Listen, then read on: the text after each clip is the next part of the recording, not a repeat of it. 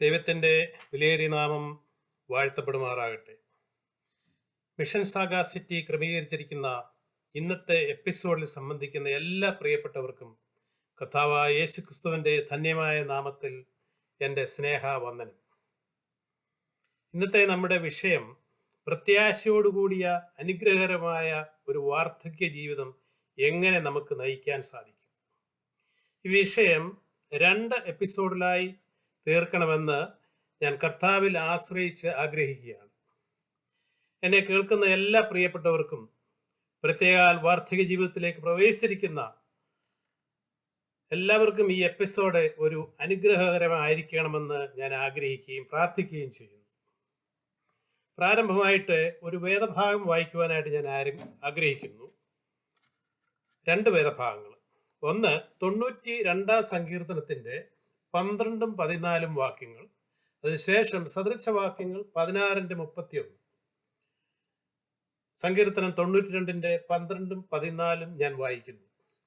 നീതിമാൻ പന പോലെ തഴയ്ക്കും, ലബാനോനിലെ ദേവദാരു പോലെ വളരും, വാർദ്ധക്യത്തിലും അവർ ഫലം കായ്ച്ചുകൊണ്ടിരിക്കും. സദൃശവാക്യങ്ങൾ 16:31. നരച്ച തല ശോഭയുള്ള കിരീടമാകുന്നു, നീതിയുടെ മാർഗത്തിൽ അതിനെ പ്രാപിക്കാം.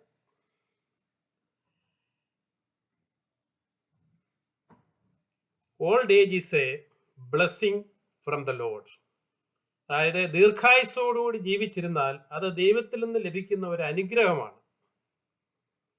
ഈ വായിച്ച വേദഭാഗങ്ങളിൽ 2 ഭാഗത്തും നീതിമാൻ നീതിയുടെ മാർഗത്തിൽ അതിനെ പ്രാപിക്കാമെന്നാണ്. എന്ന് പറഞ്ഞാൽ നാം നീതിയോടും ന്യായത്തോടും കൂടി ജീവിച്ച് ദൈവത്തിന് പ്രസാദമുള്ള ജീവിതം നയിച്ചാൽ ഇത് നമുക്ക് പ്രാപിക്കാം. അപ്പോൾ നാം വാർദ്ധക്യത്തിലും ഫലം കായ്ച്ചുകൊണ്ടിരിക്കുമെന്നാണ് ആ വാക്യത്തിൽ നാം മനസ്സിലാക്കേണ്ടത്. ആ ഭാഗത്തേക്ക് ഞാൻ പിന്നീട് കടന്നു വരുന്നതായിരിക്കും.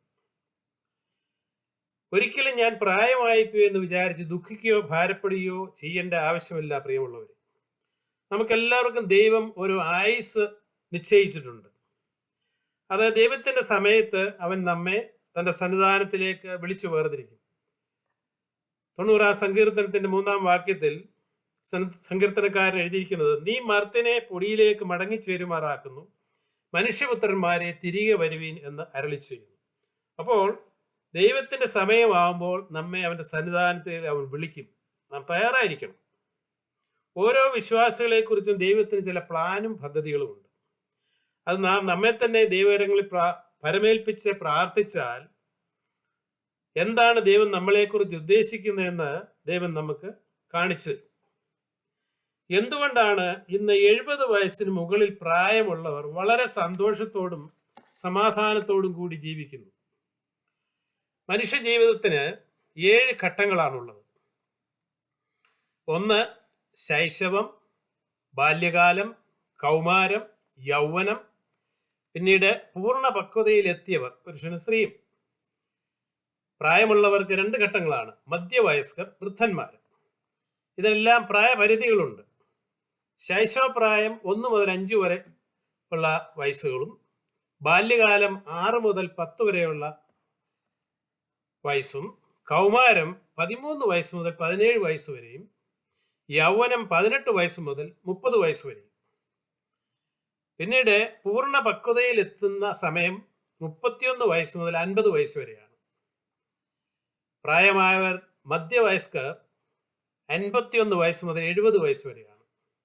വൃദ്ധന്മാർ 71 വയസ്സ് മുതൽ 120 വർഷം വരെ ആണ്. ഈ അടുത്ത സമയത്ത് ലേറ്റസ്റ്റ് ആയിട്ടുള്ള ഗിന്നീസ് വേൾഡ് റെക്കോർഡിൽ രേഖപ്പെടുത്തിയിരിക്കുന്നത് ഇങ്ങനെയാണ്: ഏറ്റവും പ്രായം കൂടി മരിച്ച വ്യക്തി ഫ്രാൻസിൽ ജീവിച്ചിരുന്ന ജാനെ കാൾമൻഡ് എന്ന ഒരു സ്ത്രീയാണ്. ഏതാണ്ട് 122 വർഷം ജീവിച്ചിരുന്ന് സന്തോഷത്തോടും ആരോഗ്യത്തോടും ജീവിച്ചിരുന്ന് കടന്നുപോയി. ഇപ്പോൾ ഏറ്റവും പ്രായം കൂടി ജീവിച്ചിരിക്കുന്ന പുരുഷൻ ജപ്പാനിലുള്ള ഖാനെ തനാക്കെ എന്നയാളാണ്. 118 വർഷം പ്രായമുണ്ട്. ചില മാസങ്ങളും ആയി. നാം ബൈബിളിൽ ഉൽപ്പത്തി പുസ്തകം 5-ാം അധ്യായത്തിൽ ആദാമിന്റെ വംശപാരമ്പര്യത്തെ കുറിച്ച് വായിക്കുന്നുണ്ട്. അവിടെ നാം വായിക്കുന്നത് മെഥൂശലേം 969 വർഷം ജീവിച്ചിരുന്നു എന്നാണ്. ആദാം 930 വർഷം ജീവിച്ചിരുന്നു. നോഹയുടെ പിതാവായ യാരദ് 962 വർഷം ജീവിച്ചു. നോഹ 950 വർഷം ജീവിച്ചു. എന്നാൽ ഉൽപ്പത്തി പുസ്തകം 6-ാം അധ്യായത്തിന്റെ 3-ാം വാക്യത്തിൽ നാം വായിക്കുന്നത്, പിന്നീട് ദൈവം മനുഷ്യന്റെ ആയുസ്സിനെ 120 വർഷമായി കുറച്ചു എന്നാണ് നാം വായിക്കുന്നത്. ഉൽപ്പത്തി പുസ്തകം 6-ാം അധ്യായത്തിന്റെ 3-ഉം 5-ഉം 6-ഉം വാക്യങ്ങൾ വായിക്കുന്നു. ആദ്യമായിട്ട് 5-ഉം 6-ഉം വാക്യങ്ങൾ വായിക്കുന്നു. ഭൂമിയിൽ മനുഷ്യന്റെ ദുഷ്ടത വലിയതെന്നും അവന്റെ ഹൃദയവിചാരങ്ങളുടെ നിരൂപണമൊക്കെയും എല്ലായ്പ്പോഴും ദോഷമുള്ളതത്രയെന്നും യഹോവ കണ്ടു. താൻ ഭൂമിയിൽ മനുഷ്യനെ ഉണ്ടാക്കുകൊണ്ട് യഹോവ അനുതപിച്ചു. അത് അവന്റെ ഹൃദയത്തിന് ദുഃഖമായി. 3-ാം വാക്യം, അപ്പോൾ യഹോവ, മനുഷ്യനിൽ എൻ്റെ ആത്മാവ് സദാകാലവും വാദിച്ചുകൊണ്ടിരിക്കുകയില്ല, അവൻ ജഡം തന്നെയല്ലോ, എങ്കിലും അവന്റെ കാലം 120 സംവത്സരം ആകും. അപ്പോൾ ദീർഘകാലം വർഷം ജീവിച്ചിരുന്ന ആളുകൾക്ക് അവര് ഒരുപക്ഷെ ദൈവത്തെ പ്രസാദിപ്പിച്ച് ദൈവത്തിന് ഹിതമായിട്ടുള്ളതൊക്കെ ചെയ്തവരായിരിക്കാം. ആദമിന്റെ കാര്യമല്ല ഞാൻ പറയുന്നത്. എന്നാൽ മനുഷ്യൻ ദുഷ്ടത നിറഞ്ഞ് ഭൂമിയിൽ നിറഞ്ഞ് തോന്നിയതുപോലെ അവർ ജീവിക്കാൻ തുടങ്ങിയപ്പോൾ, മനുഷ്യൻ ദുഷ്ടത നിറഞ്ഞവരാണെന്ന് അങ്ങനെയല്ലേ നാം ഇവിടെ വായിച്ചത്. ദുഷ്ടത വലിയതെന്നും അവന്റെ ഹൃദയ വിചാരങ്ങളെല്ലാം നിരൂപണങ്ങളും എല്ലാം ദോഷമുള്ളതെന്നും കണ്ടു. അതുകൊണ്ടാണ് ദൈവം മനുഷ്യനെ സൃഷ്ടിച്ചതുകൊണ്ട് അനുതപിച്ചത്. അപ്പോൾ തീരുമാനിച്ച് ഇനി അവന് ദീർഘായുസ് കൊടുത്തിട്ട് കാര്യമില്ല. അതുകൊണ്ട് 120 വർഷമായിട്ട് കുറച്ചതായിട്ട് നാം കാണും. ഇവിടെ ഒരു കാര്യം നാം മനസ്സിലാക്കണം പ്രിയമുള്ളവരെ, ദൈവം നമുക്ക് ഭൂമിയിൽ ജീവിക്കാൻ 120 വർഷം അനുവദിച്ചിട്ടുണ്ട്. പിന്നെ എന്തുകൊണ്ട് നാം വാർദ്ധക്യത്തെ കുറിച്ച് ഭാരപ്പെടുകയും ദുഃഖിക്കുകയും ചെയ്യുന്നു? സന്തോഷത്തോടെ ജീവിക്കാൻ ദൈവം നമുക്ക് ഓരോരുത്തരും കൃപ നൽകട്ടെ പ്രിയമുള്ളവരെ. UK ലണ്ടൻ സർവകലാശാലയിലെ റിസർച്ചിൽ കിട്ടിയ റിസൾട്ടില് അത്ഭുതമെന്ന് പറയട്ടെ, ഏറ്റവും സന്തോഷകരമായി ജീവിക്കുന്ന ഏജ് ഗ്രൂപ്പ് 60 വയസ്സിൽ പ്രായം കൂടിയവരാണ്. അതുപോലെ ലോകത്തിലെ മൊത്തം ജനസംഖ്യയുടെ റിസൾട്ടിൽ കണ്ടത്, സാമാന്യം നല്ല ആരോഗ്യമുള്ള, അതായത് മെന്റലി ആൻഡ് ഫിസിക്കലി ഫിറ്റായിട്ടുള്ളവർ 70 വയസ്സ് മുതൽ മുകളിലേക്കുള്ളവരെല്ലാം വളരെ സന്തോഷത്തോടുകൂടി ജീവിക്കുന്നതായിട്ടാണ് കാണുവാനിടയായത്. ഇതിന് ചില കാരണങ്ങളുണ്ട് പ്രിയമുള്ളവരെ. ഇന്ന് പ്രായമായ ഗ്രൂപ്പിലുള്ളവരെല്ലാം വളരെ ഹെൽത്ത് കോൺഷ്യസ് ആണ്. ആരോഗ്യമുള്ളവരായി ജീവിക്കാൻ അവർ ശ്രദ്ധിക്കുന്നു. പണ്ട് നമ്മുടെ പിതാക്കന്മാരൊക്കെ ജീവിച്ചപ്പോൾ അധ്വാനിച്ച് അവർ ജീവിച്ചു. അവർക്കൊക്കെ നല്ല ആരോഗ്യം ഉണ്ടായിരുന്നു, നല്ലവണ്ണം അവർ ആഹാരം കഴിക്കുകയൊക്കെ ചെയ്തിരുന്നു. എന്നാൽ അവിടെ അന്ന് വേണ്ട വിധമായിട്ടുള്ള മെഡിക്കൽ ഫെസിലിറ്റീസ് ഒന്നും ഇല്ലാഞ്ഞതുകൊണ്ട് എന്തെങ്കിലും രോഗം വന്നാൽ അവർ തന്നെ ഹെർബൽ ട്രീറ്റ്മെൻറ്റും ഒക്കെ എടുത്ത് അങ്ങനെ അങ്ങ് പോവുകയായിരുന്നു. എന്നാൽ ചില രോഗങ്ങൾ അവർക്ക് വന്നിട്ട് തക്ക സമയത്ത് മെഡിക്കൽ ഫെസിലിറ്റി കിട്ടാത്തത് കൊണ്ട് കടന്നുപോയവരുമുണ്ട്. എന്നാൽ ഇന്ന് മനുഷ്യരെല്ലാം വളരെ ഹെൽത്ത് കോൺഷ്യസ് ആണ്. അതുതന്നെയല്ല, അവർ ഹെൽത്തി ഫുഡ് കഴിക്കുന്നവരാണ്. വളരെ വ്യായാമം ചെയ്യുകയും നടക്കുവാനും അതുപോലെ യോഗ, ജിമ്മിൽ പോയി അവർ എക്സസൈസ് ചെയ്യുന്നതിലൊക്കെ ഉത്സാഹിക്കുന്നുണ്ട്. കൂടാതെ വിനോദയാത്രയിൽ കൂടുതൽ സമയം ചിലവഴിക്കാറുണ്ട്. റിട്ടയേർഡ് ലൈഫ് ആയിരിക്കുന്നവർക്ക് ധാരാളം സമയമുണ്ടല്ലോ. അവരുടെ സ്ട്രെസ് ആൻഡ് സ്ട്രെയിൻ കുറഞ്ഞു. അതുതന്നെയല്ല, സാമ്പത്തികമായിട്ട് അവര് അല്പം ഉയർന്ന നിലയിലാണ്. ജീവിതകാലം മുഴുവൻ അധ്വാനിച്ചിട്ട് കുറച്ച് സമ്പാദ്യങ്ങളൊക്കെ ഉണ്ട്. മക്കളെയൊക്കെ ഒരുവിധം നല്ല നിലയിലൊക്കെ എത്തിച്ചു. ഇനി അവരെക്കുറിച്ചുള്ള ഭാരങ്ങളൊന്നുമില്ല. അതുകൊണ്ട് അവരുടെ മാനസികമായിട്ടുള്ള പ്രയാസങ്ങളൊക്കെ മാറി വളരെ സന്തോഷത്തോടുകൂടി ജീവിക്കാൻ സാധിക്കും. വിശ്വാസികളായവർ കൂടുതൽ സമയം ചർച്ച് ആക്ടിവിറ്റീസിലൊക്കെ പോവുകയും പ്രവർത്തിക്കുകയും സമയം കണ്ടെത്തുകയും ചെയ്യുന്നു. തന്നെയുമല്ല, ദൈവവചനം വായിക്കുകയും ധ്യാനിക്കുകയും കേൾക്കുകയും പ്രാർത്ഥനയിൽ സമയം ചെലവഴിക്കുകയും ചെയ്യുന്നു. മറ്റൊരു കാരണം, കുടുംബഭാരം കുറഞ്ഞു. കാരണം മക്കളൊക്കെ വിദ്യാഭ്യാസം കിട്ടി, അവരൊക്കെ ജോലിക്കായിട്ട് ഇന്ത്യയിലും അതുപോലെ വിദേശങ്ങളിലുമൊക്കെ പോയി അവർ ജോലി ചെയ്യുന്നു. വിവാഹപ്രായമായവർ വിവാഹം ചെയ്ത് വേറെ താമസിക്കുന്നു. അപ്പോൾ കുടുംബഭാരങ്ങളൊക്കെ അവർക്ക് കുറഞ്ഞു. മക്കളെയും കൊച്ചുമക്കളെയും കണ്ട് സന്തോഷിക്കുന്നു. വളരെ പ്രധാനമായിട്ടുള്ളത് റെഗുലറായിട്ട് മെഡിക്കൽ ചെക്കപ്പിന് പോവുകയും ഡോക്ടേഴ്സിനെ കണ്ട് ആഹാരങ്ങൾ നിയന്ത്രിക്കുകയും വേണ്ട അഡ്വൈസിന് പ്രകാരം അവർ മരുന്നുകൾ എടുക്കുകയും ആരോഗ്യപരമായിട്ട് മുൻപോട്ട് പോവുകയും ചെയ്യുന്നു. എൻ്റെ ജീവിതാനുഭവത്തിൽ നിന്ന് ചില കാര്യങ്ങൾ ഒരു യൂസ്ഫുൾ ടിപ്സായിട്ട് പറയുവാൻ ഞാൻ ആഗ്രഹിക്കുന്നു. ഒരുപക്ഷെ കേൾവിക്കാരായ നിങ്ങളിൽ ചിലർക്കെങ്കിലും അത് പ്രയോജനം ചെയ്യുമെന്ന് ഞാൻ പ്രതീക്ഷിക്കുന്നു, വിശ്വസിക്കുകയും ചെയ്യും. എന്നേക്കാൾ പ്രായമുള്ള പലരും എന്നെ ഇവിടെ ശ്രദ്ധിക്കുന്നുണ്ടെന്ന് ഉള്ളത് ഞാൻ മനസ്സിലാക്കിക്കൊണ്ടാണ് പറയുന്നത്. എന്നേക്കാൾ പ്രായമുള്ളവരെ പ്രായത്തിനനുസരിച്ച് ഞാൻ അവരെ ജ്യേഷ്ഠ സഹോദരി സഹോദരന്മാരെ പോലെ മാതാപിതാക്കളെ പോലെയും ബഹുമാനിക്കുകയും സ്നേഹിക്കുകയും ചെയ്യുന്ന ഒരു വ്യക്തിയാണ്. വർഷത്തിൽ എൻ്റെ ജീവിത പ്രശ്നങ്ങൾ അവരുമായി ഞാൻ പങ്കുവെക്കുകയും വേണ്ട അഡ്വൈസ് സ്വീകരിക്കുകയും ചെയ്യും. കാരണം അവർ അനേക ജീവിത പ്രശ്നങ്ങളെ തരണം ചെയ്ത് ജീവിച്ചവരാണ്.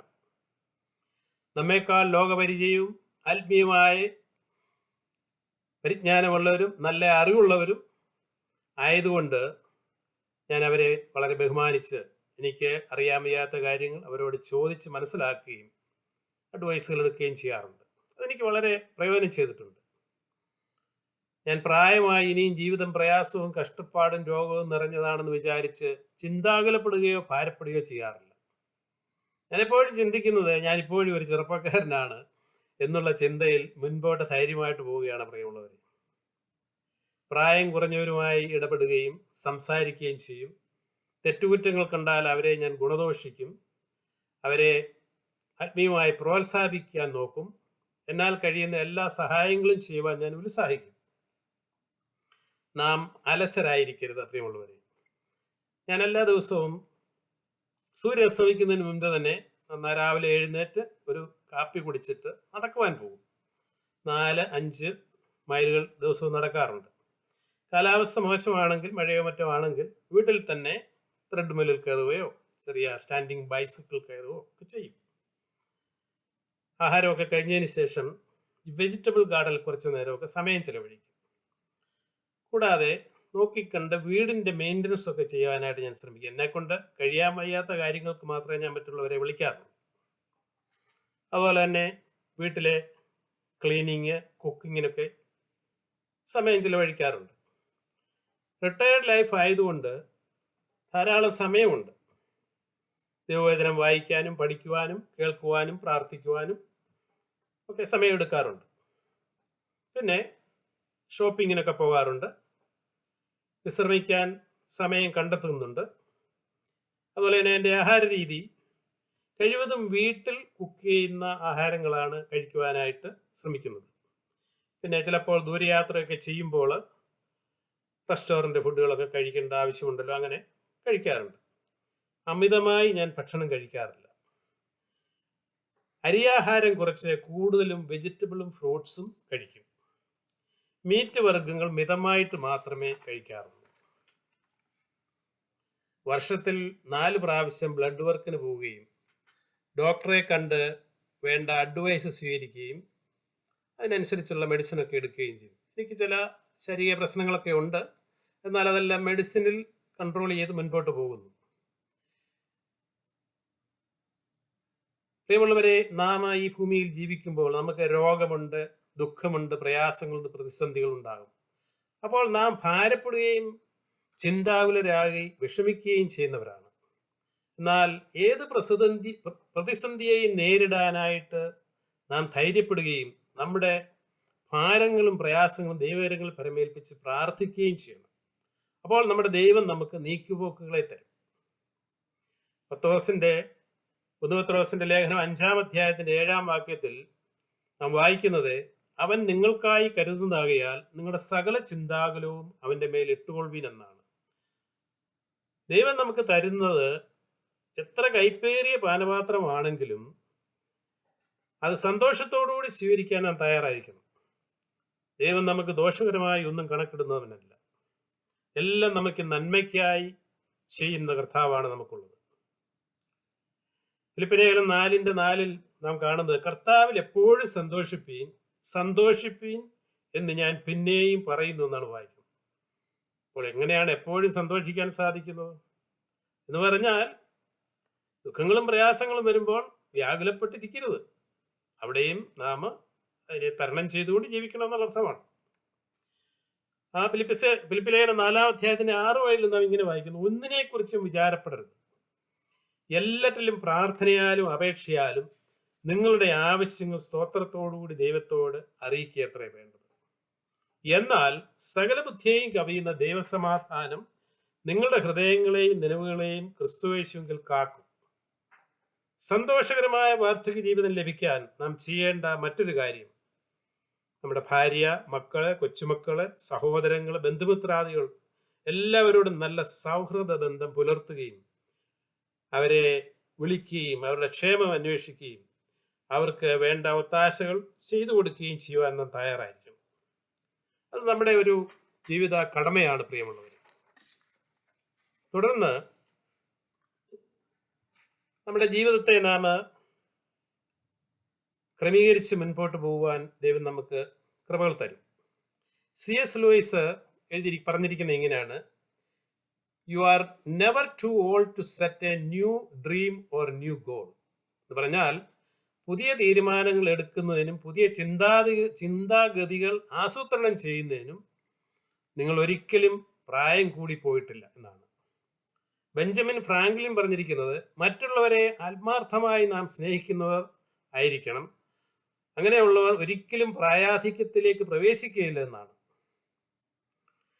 ഒരുപക്ഷെ അവരെ പ്രായമുള്ളവർ വാർദ്ധക്യമായിട്ട് മരിച്ചു എന്ന് വരാം, എന്നാലും അവരുടെ മനസ്സ് മരിക്കുമ്പോൾ യൗവനത്തിലായിരിക്കും എന്നാണ് അദ്ദേഹം പറഞ്ഞിരിക്കുന്നത്. പ്രിയരെ, നാം ദിവസവും ദൈവവചനം വായിക്കുകയും ധ്യാനിക്കുകയും ദൈവസന്നിധിയിൽ കൂടുതൽ സമയം അതിനായി വേർതിരിക്കുകയും ചെയ്യേണ്ടത് ആവശ്യമാണ്. എന്തുകൊണ്ടെന്നാൽ, നമുക്ക് ആത്മീയമായി വളരുന്നതിനും ആത്മീയ ആഹാരമാണല്ലോ ദൈവത്തിന്റെ വചനം.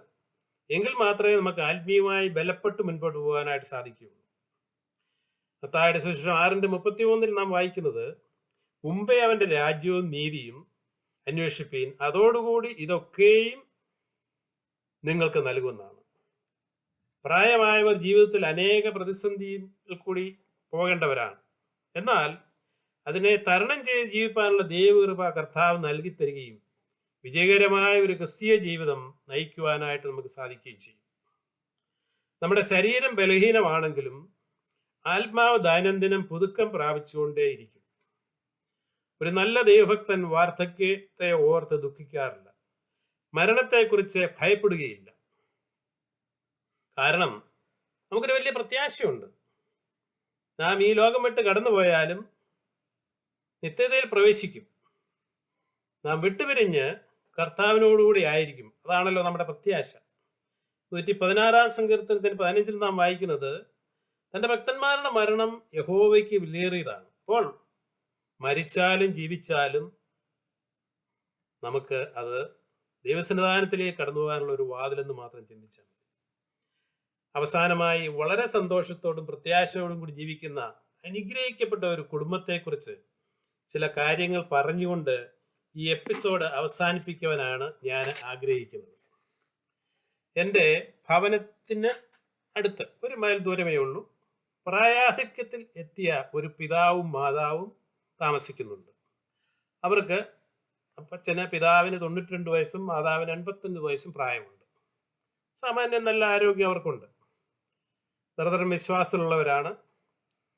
ഞാൻ എൻ്റെ മാതാപിതാക്കളെ പോലെ അവരെ കരുതുകയും അവരെ ബഹുമാനിക്കുകയും സ്നേഹിക്കുകയും ഒരു മാസത്തിൽ 2 പ്രാവശ്യമെങ്കിലും ആ ഭവനത്തിൽ പോയി അവരുമായിട്ട് കുശലപ്രശ്നങ്ങൾ ചെയ്യുകയും ഞങ്ങൾ ആത്മീയപരമായിട്ടുള്ള കാര്യങ്ങൾ പലതും സംസാരിക്കുകയും അവസാനം പ്രാർത്ഥിച്ച് പിരിയുകയും ചെയ്യാറുണ്ട്.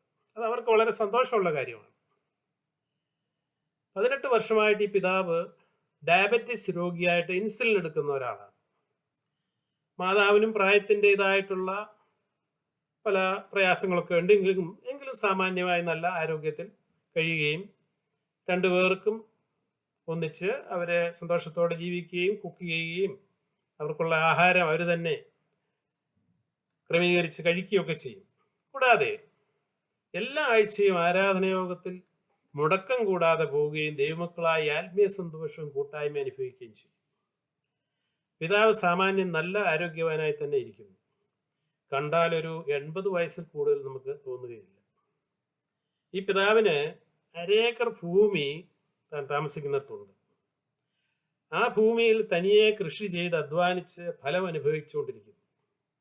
എല്ലാവിധ പച്ചക്കറികളും ഫലവൃക്ഷങ്ങളും തൻ്റെ കൃഷിത്തോട്ടത്തിൽ ഉണ്ട്. അവിടെ ഇല്ലാത്തതായിട്ടുള്ള ഒരു കാര്യങ്ങളുമില്ല. ഈ കൃഷിത്തോട്ടത്തിൽ ദിവസവും ഒരു 3 മുതൽ 5 മണിക്കൂർ വരെ താൻ അധ്വാനിക്കുകയും സമയം ചെലവഴിക്കുകയും ചെയ്യും. ചെന്ന് കണ്ടാൽ നാം അതിശയിക്കും. പ്രിയമുള്ളവരെ, ഞാനൊരു അതിശയോക്തിയായിട്ട് പറയുകയല്ല. ദൈവം അവർക്ക് 5 മക്കളെ ദാനമായി കൊടുത്തിട്ടുണ്ട്. ഈ 5 മക്കൾക്കായിട്ട് 14 കൊച്ചുമക്കളെ കൊടുത്തിട്ടുണ്ട്. ഈ 14 കൊച്ചുമക്കളിൽ 12 പേരും ഡോക്ടേഴ്സാണ്. അവർ വിവാഹിതരായതും ഡോക്ടേഴ്സുമായിട്ടാണ് വിവാഹം ചെയ്തിരിക്കുന്നത്. ഈ കൊച്ചുമക്കൾക്ക് 4 ഗ്രാൻഡ് ചിൽഡ്രൻസ് ഉണ്ടായിട്ടുണ്ട്. അപ്പോൾ ഈ പിതാവിന് 14 കൊച്ചുമക്കളും 4 കൊച്ചുമക്കൾ, ഗ്രാൻഡ് ചിൽഡ്രൻ ഉണ്ട്. അനുഗ്രഹിക്കപ്പെട്ട ഒരു ജീവിതം. 5 തലമുറകളെ കണ്ട് അനുഗ്രഹിക്കപ്പെട്ട ഒരു കുടുംബമാണ്. നല്ല വചന നിശ്ചയമുണ്ട്, പ്രാർത്ഥനാ ജീവിതമുള്ളവർ. അനുഗ്രഹിക്കപ്പെട്ട വാർദ്ധക്യ ജീവിതത്തിന്റെ ഒരു നല്ല മാതൃകയാണ് നാം ഇവിടെ കാണുന്നത്. ദൈവത്തിന് സ്തോത്രം. ഒരു ദിവസം ഞാൻ ഈ പിതാവിനോട് പറഞ്ഞു, അപ്പച്ചന് ദൈവം മോശയുടെ ആയുസ്സും ആരോഗ്യവുമാണ് തന്നിരിക്കുന്നതെന്ന് പറഞ്ഞു. അപ്പോൾ അപ്പച്ചന് ചിരിച്ചിട്ട് ദൈവത്തിന് സ്തോത്രം പറഞ്ഞു. ആവർത്തന പുസ്തകം 24:7 മോശയെ കുറിച്ച് നാം ഇങ്ങനെയാണ് വായിക്കുന്നത്. മോശ മരിക്കുമ്പോൾ അവന് 120 വയസ്സായിരുന്നു. അവന്റെ കണ്ണ് മങ്ങാതെയും അവന്റെ ദേഹം ബലം ക്ഷയിക്കാതെയും ഇരുന്നുവെന്നാണ്. പ്രിയരെ, നമുക്ക് തരുന്ന ആയുസ്സും ആരോഗ്യവും സന്തോഷപ്രദമായി ജീവിക്കുവാൻ നാം ശ്രമിക്കണം. നാം നീതിയോടും വിശ്വസ്തയോടും ജീവിച്ച് ദൈവത്തെ ഭയന്ന് അവൻ്റെ വഴികളിൽ നടന്ന് അവന് പ്രസാദമുള്ള ജീവിതം നയിച്ചാൽ ദൈവം നമ്മെ അനുഗ്രഹിക്കും, നമുക്ക് ദീർഘായുസ് തരും എന്നുള്ളതിന് യാതൊരു സംശയവുമില്ല. അതാണല്ലോ 92-ാം സങ്കീർത്തനത്തിലും സദൃശവാക്യം 16 നാം വായിച്ചത്. നീതിമാൻ പന പോലെ തഴിക്കും, ലബാനോനിലെ ദേവദാരു പോലെ വളരും, വാർദ്ധക്യത്തിലും അവർ ഫലം കായ്ച്ചുകൊണ്ടിരിക്കും. നരച്ച തല, ശോഭയുള്ള കിരീടം, നീതിയുടെ മാർഗത്തിൽ അതിനെ പ്രാപിക്കാം. 128-ാം സങ്കീർത്തനം വായിച്ചിട്ട് ഞാൻ ഈ എപ്പിസോഡ് ഇവിടെ അവസാനിപ്പിക്കാനായിട്ട് ആഗ്രഹിക്കുകയാണ്. 128-ാം സങ്കീർത്തനം ഞാൻ വായിക്കുന്നു. യഹോവയെ ഭയപ്പെട്ട് അവൻ്റെ വഴികളിൽ നടക്കുന്ന ഏവനും ഭാഗ്യവാൻ. നിന്റെ കൈകളുടെ അധ്വാനഫലം നീ തിന്നും, നീ ഭാഗ്യവാൻ, നിനക്ക് നന്മ വരും. നിന്റെ ഭാര്യ നിന്റെ വീട്ടിനകത്ത് ഫലപ്രദമായ മുന്തിരിവള്ളി പോലെയും നിന്റെ മക്കൾ നിന്റെ മേശയ്ക്ക് ചുറ്റും ഒലിവ് തൈകൾ പോലെയും ഇരിക്കും. യഹോവ ഭക്തനായ പുരുഷൻ ഇങ്ങനെ അനുഗ്രഹിക്കപ്പെട്ടവനാകും. യഹോവ സിയോനിൽ നിന്നെ അനുഗ്രഹിക്കും. നിന്റെ ആയുഷ്കാലമൊക്കെ നീ യെരൂശലേമിന്റെ നന്മയെ കാണും. നിന്റെ മക്കളുടെ മക്കളെയും നീ കാണും. ഇസ്രായേലിന്മേൽ സമാധാനം ഉണ്ടാകട്ടെ. നാം അവിടെ കാണുന്നത് 1-ാമത്തെ വാക്യത്തിൽ ഇങ്ങനെയാണ് വായിക്കുന്നത്. യഹോവയെ ഭയപ്പെട്ട് അവന്റെ വഴികളിൽ നടക്കുന്ന ഏവനും ഭാഗ്യവാൻ. നിന്റെ കൈകളുടെ അധ്വാനഫലം നീ തിന്നും, നീ ഭാഗ്യവാൻ, നിനക്ക് നന്മ വരും. വളരെ അനുഗ്രഹിക്കപ്പെട്ട ഒരു സങ്കീർത്തനമാണ്. കുടുംബജീവിതത്തിന് മാതൃകയാക്കി നാം ജീവിക്കാനായിട്ട് നമുക്ക് തന്നിരിക്കുന്ന ഒരു വേദഭാഗമാണിത്. വളരെ ദൈവം നമുക്ക് തരുന്ന ആയുസ് കുറവുള്ളതാണെങ്കിലും കൂടുതലുള്ളതാണെങ്കിലും 100 വയസ്സ് ജീവിച്ചാലും 70 വയസ്സ് ജീവിച്ചാലും 120 വയസ്സ് ജീവിച്ചാലും ദൈവം നമ്മിൽ നിന്നും ആഗ്രഹിക്കുന്നത് നാം നീതിയോടും വിശുദ്ധിയോടും ദൈവത്തെ ഭയന്നും ദൈവത്തിന് പ്രസാദമുള്ള ജീവിതം നയിക്കുവാനായിട്ടാണ്. അങ്ങനെ അനുഗ്രഹിക്കപ്പെട്ട ഒരു കുടുംബജീവിതം നയിപ്പാൻ നമ്മൾക്ക് ഓരോരുത്തർക്കും ഈ വചനങ്ങളാൽ ദൈവം ഏവരെയും സഹായിക്കട്ടെ എന്ന് ഞാൻ പ്രാർത്ഥിക്കുന്നു. അടുത്ത എപ്പിസോഡിൽ അനുഗ്രഹകരമായ വാർദ്ധക്യ ജീവിതം കെട്ടിപ്പടുക്കുവാൻ അടിസ്ഥാനപരമായ ചില കാര്യങ്ങൾ ദൈവവചനത്തിൽ നിന്നും ചൂണ്ടിക്കാണിക്കുവാനായിട്ട് ഞാൻ ആഗ്രഹിക്കുന്നു. അതിൽ സംബന്ധിക്കുവാൻ എല്ലാവർക്കും ദൈവം കൃപ ചെയ്യട്ടെ എന്ന പ്രാർത്ഥനയോടുകൂടി ഞാൻ ഈ വാക്കുകളിൽ നിന്ന് വിരാമം കുറിക്കുന്നു. മിഷൻ സാഗ സിറ്റി പ്രോഗ്രാം ലീഡ് ചെയ്യുന്ന പ്രിയപ്പെട്ടവർക്കും ഇതിൻ്റെ പിന്നിൽ പ്രവർത്തിക്കുന്ന എല്ലാ ദേവദാസന്മാർക്കും എൻ്റെ ഹൃദയംഗമായ നന്ദി രേഖപ്പെടുത്തുകയും ചെയ്യുന്നു. ദൈവനാമം മഹത്വപ്പെടുമാറാട്ടെ. എല്ലാവർക്കും നന്ദി, നമസ്കാരം.